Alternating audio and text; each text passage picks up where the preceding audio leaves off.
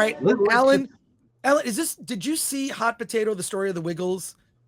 Did you see it at Newport Beach? Yes. In fact, it was the North American premiere of the documentary. Have a child who happened to be a little toddler, youngster, at the height of the Wiggles craze. And so, yes, I have seen the Wiggles, and their music is infectious. Hi, Dad, I miss you. What are you talking about? She has to be a Wiggles fan. Okay, all right, I hear you. All right, but I mean, let's just face it. This is a very straightforward documentary about the Wiggles. All of the originals, the OGs, Anthony, Greg, Murray, and Jeff are in the movie. They're sitting on a couch and they're just telling the story of the Wiggles from their humble beginnings. As three of them were child development specialists. The third one was just a musician. That would be Jeff. And they were all friends. And they decided on weekends that they would just play around with ideas of creating children's music. And from there grew this entire industry. At one point during the height of their craze, they were the top entertainment earner in Australia, higher than Nicole Kidman and Russell Crowe at that time.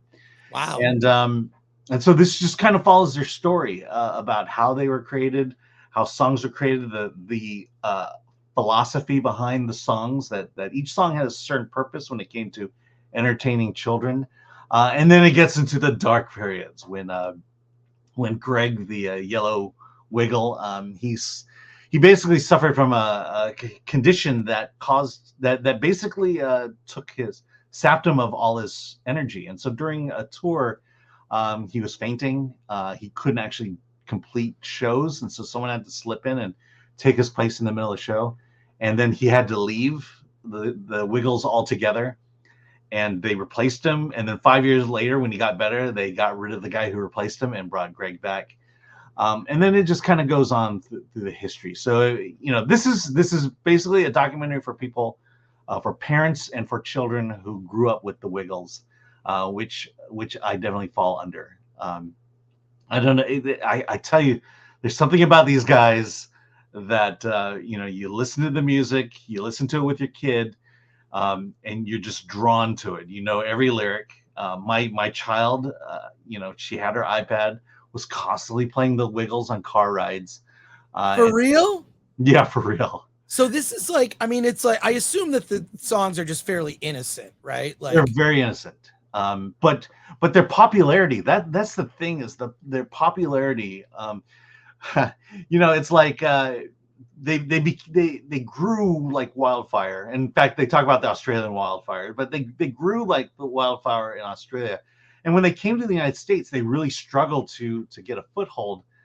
But then they formed this unholy alliance with Barney, and they became Barney's opening act during his touring. Oh no! And that's when the Wiggles blew up, and then they got their show on the Disney Channel, on Disney Junior, so they were selling out Madison Square Garden, where they had to I think they did maybe 8 shows at Madison Square Garden, because that's how many tickets they were selling. Wow. Yeah, it's just absolutely incredible. Okay, so in terms of the documentary itself, it's very educational in terms of knowing the history of it. But my only issue was that the documentary didn't quite have the energy to it that the show had. And so it was very much just kind of sitting and talking. They show a reunion concert, and the sound of that is mixed so badly, because all you hear in the concert is the mics of the instruments and the boys, but you barely hear the crowd. And so here they're singing, you hear them, and you see this massive crowd watching them, and you're not picking up any of the crowd sound. So it's just, it made this, amazing high energy concert feel very low energy. And I think that's kind of where, where you're basically watching it because you want to hear their stories, but just the energy of it kind of, it needed to be higher. It needed to be cranked up a notch or two. So is the movie, is it out commercially, or is it? In fact, it's produced by Amazon, so it will ultimately make its way to Amazon Prime. Okay. Do you recommend it? I do, with the caveat of you know who the Wiggles are, and your kids know who the Wiggles are.